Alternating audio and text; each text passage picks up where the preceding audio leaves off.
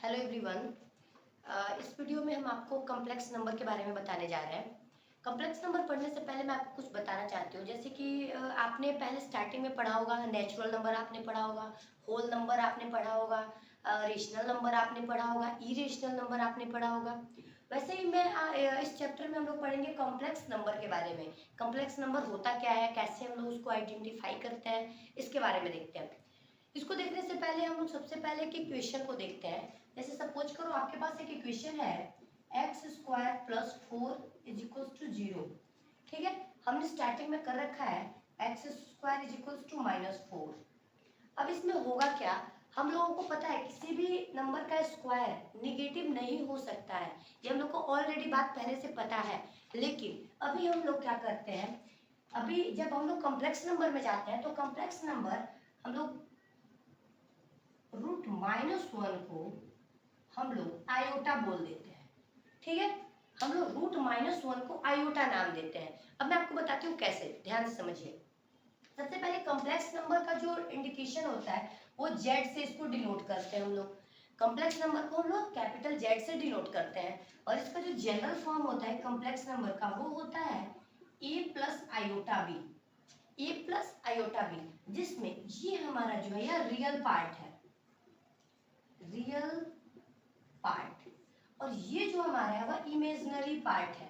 ठीक है, ऐसे देखिए, बिकॉज क्योंकि इसमें हमारा जो आयोटा का वैल्यू √1 है, हम लोग पहले ही पढ़ चुके हैं कि रूट के अंदर नेगेटिव वैल्यू एडजस्ट नहीं करती है। जब रूट के अंदर नेगेटिव आ गया मतलब ये हमारा इमेजिनेशन हो गया, हमने इसको इमेज कर लिया, इसको इमेज करके हमने एक नाम दे दिया था आयोटा। ठीक है, तो हमारा ये वाला जो पोर्शन है इसको हम लोग रियल पार्ट बोलेंगे, ये वाला जो पोर्शन है इसको हम लोग इमेजिनरी पार्ट बोलेंगे। जैसे सपोज करो मैंने आपको एक क्वेश्चन दे रखा है 4 + 3 आयोटा, इसमें हमारा ये पोर्शन जो है वह रियल पार्ट ऑफ जेड बोला जाएगा, इसको हम लोग इमेजिनरी पार्ट ऑफ जेड बोलेंगे। ठीक है, अब नेक्स्ट आगे स्टार्ट करते हैं। अब हम लोग देखते हैं, जैसे मैंने जस्ट आपको बताया आयोटा की वैल्यू हम लोगों ने लिया था √1। ठीक है, अगर क्या होगा, मैं अगर आयोटा का स्क्वायर कर दूं, जब मैं करूंगी आयोटा का स्क्वायर ये हो जाएगा √1 इंटू √1 इज इक्वल टू ये -1 बाहर आ जाएगा, है ना। अगर मैं करती हूँ आयोटा का क्यूब, क्या मैं इसको ऐसे लिख सकती हूँ iota square into iota. Iota square का वैल्यू आपने पता है, आयोटा स्क्वायर का वैल्यू होता है -1 इंटू आयोटा, ये हो जाएगा हमारा माइनस आयोटा। इसीलिए इसका जो ये जो रिजल्ट है आपको आगे बहुत नीड पड़ेगा इसका, जिसमें आप बता सकते हो आयोटा का वैल्यू क्या होता है √1, आयोटा स्क्वायर का वैल्यू होता है -1 एंड आयोटा क्यूब का वैल्यू होता है माइनस आयोटा। ठीक है, इसको आप नोट कर सकते हो।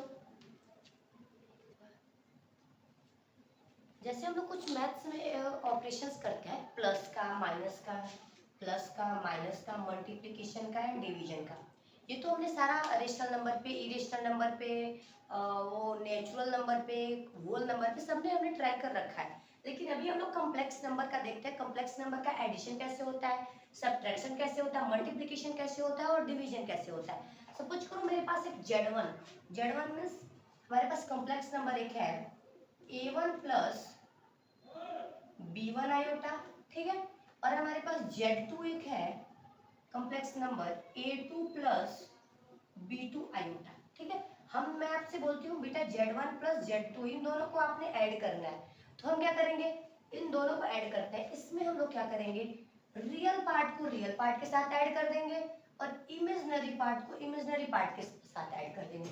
रियल पार्ट हमारा A1 प्लस A2 हो जाएगा, ठीक, प्लस हमने ऐड करना है B1 iota plus B2 iota, ये हमारा हो जाएगा A1 प्लस A2।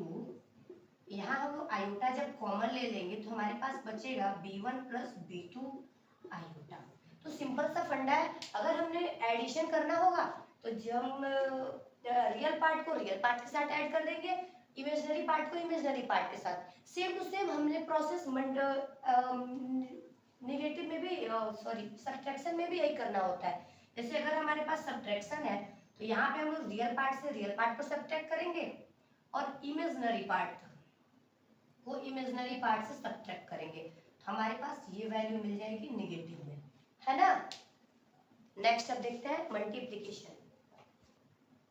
अब हम लोग बात करते हैं मल्टीप्लिकेशन के बारे में। हमारे पास अगर है Z1 A1 plus B1 iota and Z2 हमारे पास क्या था A2 प्लस B2 आयोटा। अगर मुझे Z1 इंटू Z2 फाइंड करना है तो हम लोग मल्टीप्लिकेशन करेंगे A1 plus B1 iota and इसको करेंगे A2 प्लस B2 आयोटा। अब हम लोग सारा सिंपली जैसे हम लोग मल्टीप्लिकेशन करते हैं वैसे ही करेंगे। A1 का मल्टीप्लिकेशन इन दोनों के साथ करेंगे तो हमारे पास हो जाएगा A1 A2 plus A1 B2 iota. फिर जब इसका मल्टीप्लाई करेंगे तो हमारे पास हो जाएगा A2 B1 आयोटा प्लस इन दोनों का मल्टीप्लाई करने के बाद हमको मिलेगा B1 into B2 iota square. A1 A2 plus इसमें आप देखो हम लोग आयोटा कॉमन ले सकते हैं तो हमारे पास बच जाएगा A1 B2 plus A2 B1 iota. आपने जस्ट मैंने आपको बता रखा है आयोटा स्क्वायर की वैल्यू हमारी होती है -1। जब -1 होगा तो ये हमारा हो जाएगा -B1 इंटू B2। अब इसको हम रियल पार्ट को एक पास कर लेते हैं A1 A2 minus B1 B2 plus A1 B2 plus A2 B1 iota. ये हमारा मल्टीप्लिकेशन होता है। मल्टीप्लिकेशन सिंपल जैसे हम लोग नॉर्मली करते हैं अलजेब्रिक में वैसे हम लोग इसका भी मल्टीप्लिकेशन करेंगे। तो ये हमारा हो जाएगा रियल पार्ट ऑफ हो जाएगा हमारा Z1 इंटू Z2 और ये हमारा हो जाएगा imaginary part of Z1 into Z2। Done. अब हम लोग देखते हैं डिवीजन के बारे में। डिवीजन कैसे हम लोग करते हैं कॉम्प्लेक्स नंबर का।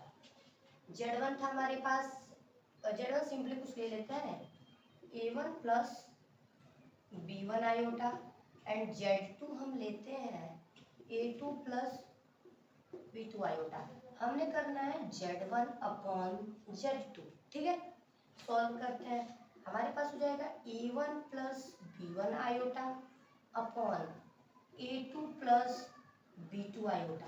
एक चीज हमेशा माइंड में सेट करके रखना है, कभी भी हमारा इमेजिनरी पार्ट जो होता है वह नीचे नहीं रह सकता है। कभी भी इमेजिनरी पार्ट हमारा डेनोमिनेटर में नहीं रह सकता है।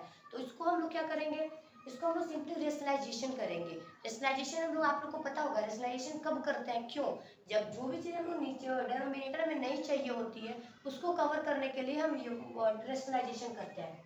हमको आयोटा नीचे नहीं चाहिए, डेनोमिनेटर में आयोटा नहीं चाहिए, हमको कोई वैल्यू चाहिए, कोई नॉन जीरो नंबर चाहिए।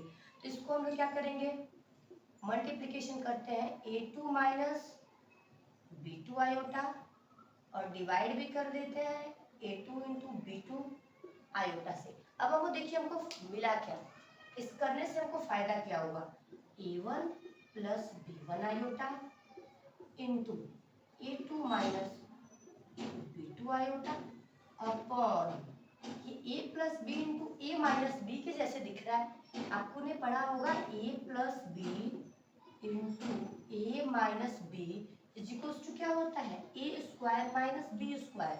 अब इसे बेनिफिट देखो आप, हम लोग A2 और A2 के स्क्वायर कर देंगे, ठीक है, माइनस B2 का स्क्वायर, ये हो जाएगा हमारा B2 इंटू आयोटा का स्क्वायर, ठीक है। अब देखियो हमारे पास होता क्या है, ये A1 plus B1 iota into A2 minus B2 iota upon A2 का स्क्वायर हमारे पास हो जाएगा A2 square minus iota square का वैल्यू हमको पता है, आयोटा स्क्वायर का वैल्यू होता है -1। जब ये माइनस आएगा तो इस माइनस को कर देगा प्लस, तो हमारे पास बच जाएगा B2। इससे हमको फायदा ये हुआ कि हमारे पास जो निगेटिव वैल्यू इमेजिनरी पार्ट जो डेनोमिनेटर में हो रहा था वो हट जाएगा, ठीक है। और ऊपर वाला सॉल्व करना मे भी आपको आता ही है। ये हमारा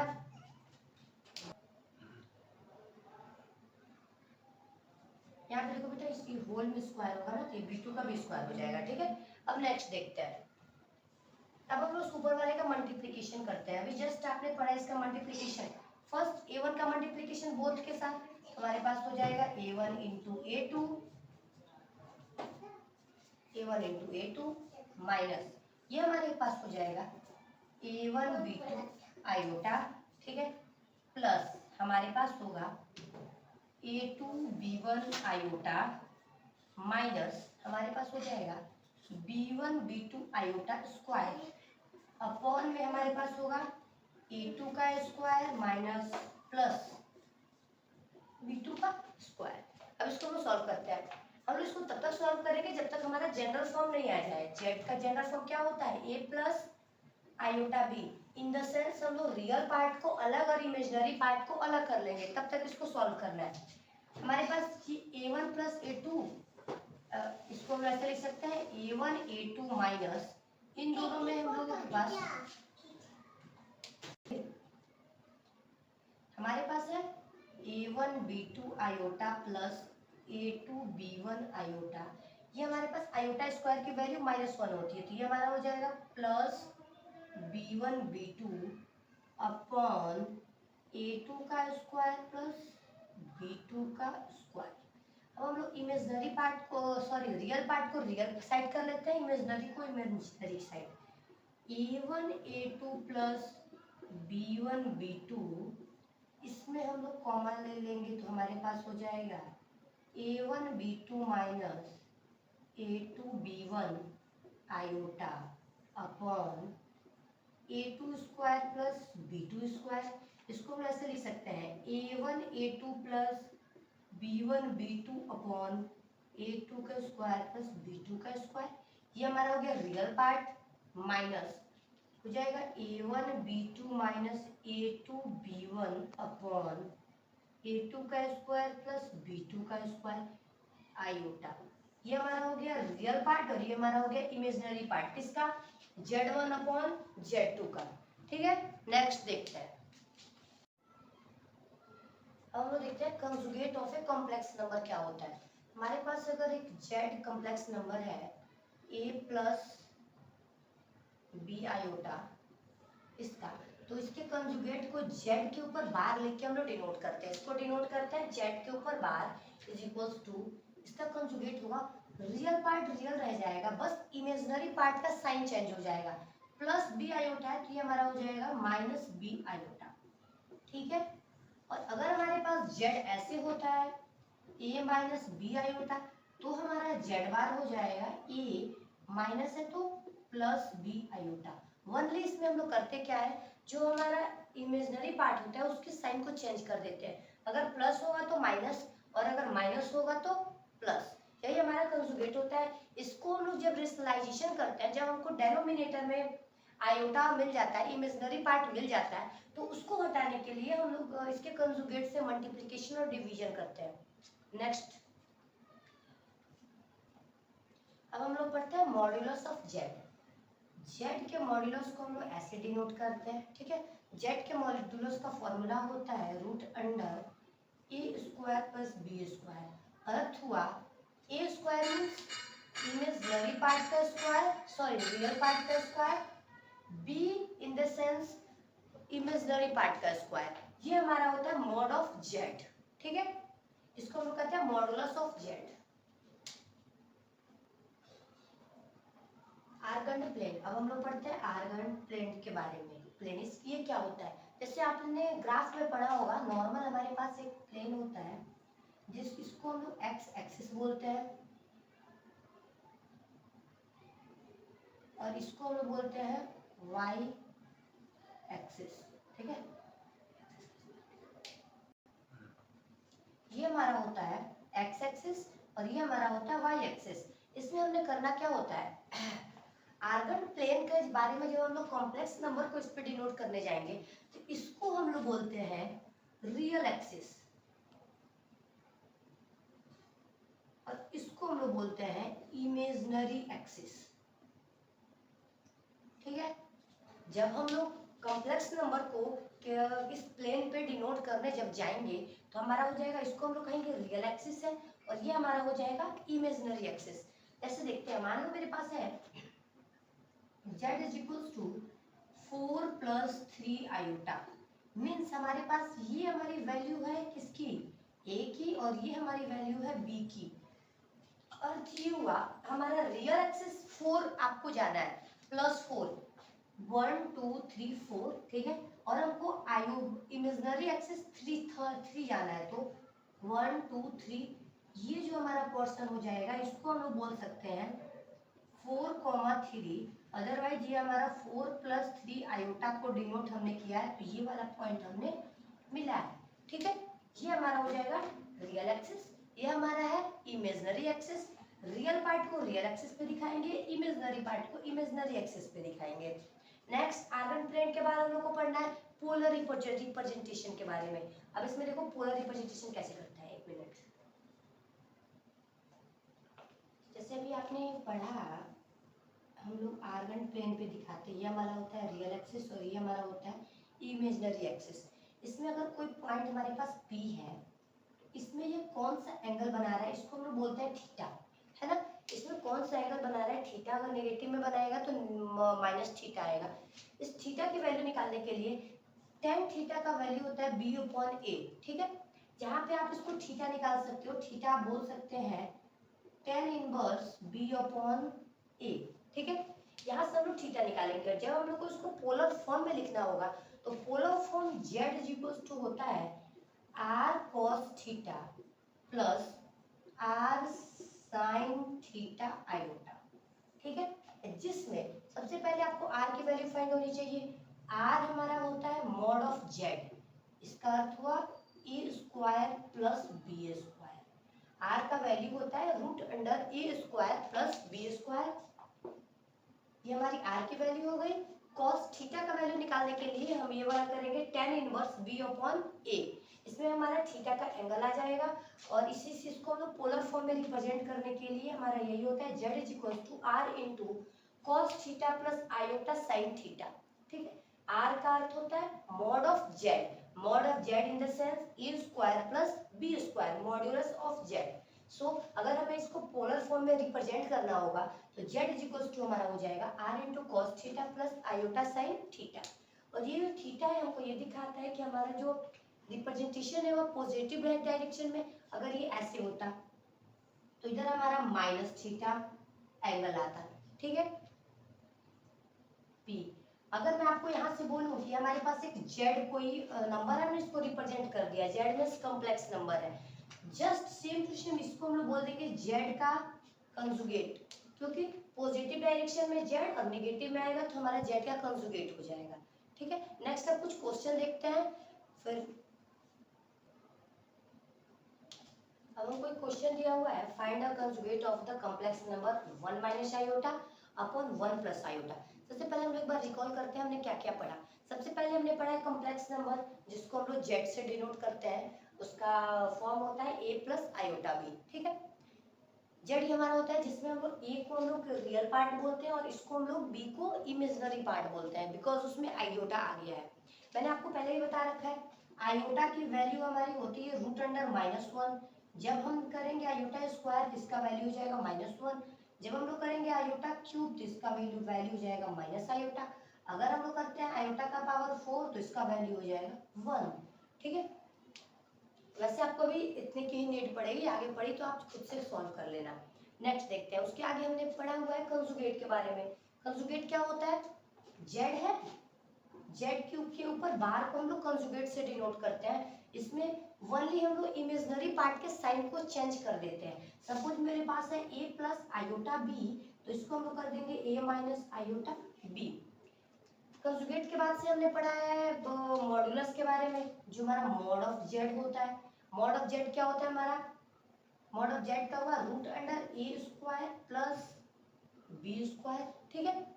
कंजुगेट मॉड, उसके बाद से हमने पढ़ा है polar representation, sorry Argand plane. Argand plane में आपको बताया गया है कि ये वाला जो हमारा होता है इसको हम लोग रियल एक्सिस बोलते हैं, इसको हम लोग इमेजिनरी एक्सिस बोलते हैं। इसमें कोई पॉइंट अगर हमको कॉम्प्लेक्स नंबर को डिनोट करना होता है तो रियल एक्सिस पे रियल नंबर को डिनोट करते हैं, और इमेजिनरी पार्ट को इमेजिनरी एक्सिस पे डिनोट करते हैं। इसके बाद हमने पढ़ा है पोलर रिप्रेजेंटेशन।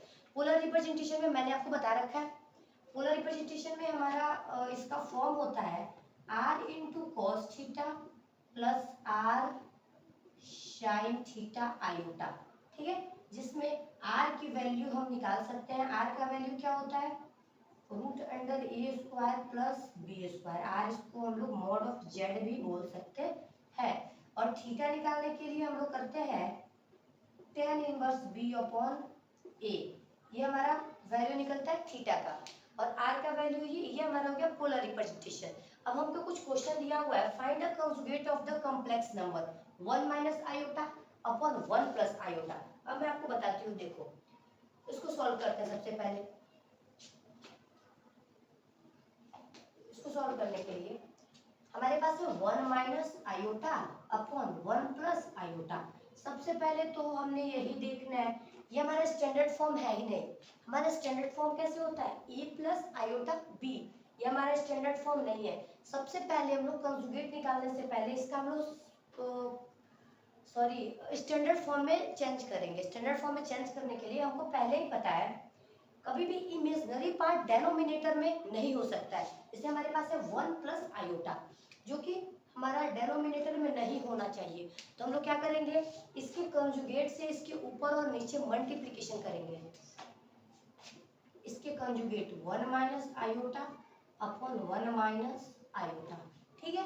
अब जब हम इसको मल्टीप्लिकेशन करेंगे तो ऊपर वाला हमारा हो जाएगा 1 माइनस आयोटा का होल स्क्वायर अपॉन ये हमारा है a plus B into A minus B. इसको हम लिख सकते हैं A square minus B square, means हो जाएगा 1 का स्क्वायर माइनस आयोटा का square. 1 minus A minus B के होल स्क्वायर पे इसको चेंज करते हैं, ये हमारा हो जाएगा 1 स्क्वायर प्लस 2 आयोटा माइनस फिर प्लस आयोटा स्क्वायर अपॉन हो जाएगा 1 minus iota square. Iota square की वैल्यू आपको पता है -1 होती है। इसको हम लिख सकते हैं 1 minus 2 iota minus 1। Iota square की वैल्यू 1 होती है, ये प्लस और माइनस मिलकर माइनस बन जाएगा। ये हमारे पास हो गया 1 plus iota square in the sense -1 minus minus plus बन जाएगा। ये हमारा +1 और -1 कैंसिल, हमारे पास बच गया -2 आयोटा अपॉन 2, मीन्स हमारे पास ओनली बच गया माइनस आयोटा। अब आपसे पूछ रहे हैं इसका कंजुगेट बताइए। इसको पहले हम लोग स्टैंडर्ड फॉर्म में लिख लेते हैं। हमको स्टैंडर्ड फॉर्म कैसे पता है, a प्लस आयोटा बी, है ना, a प्लस आयोटा बी। इसको हम लोग लिख सकते हैं a 0 माइनस आयोटा। इसको हम लोग क्या ऐसे लिख सकते हैं, जिसपे हमारा रियल पार्ट ऑफ जेड हो जाएगा 0 and imaginary part of Z हमारा हो जाएगा -1, ठीक है। तो इसका कंजुगेट बोल रहा है, कंजुगेट मीन्स प्लस में होगा तो उसको माइनस कर देंगे, किसको, इमेजिनरी पार्ट को। तो हमारे पास जब जेड है 0 माइनस आयोटा, तो जेड बार हमारा हो जाएगा 0 प्लस आयोटा। इसको डायरेक्ट हम लोग कंजुगेट लिख सकते हैं प्लस आयोटा, ठीक है, डन।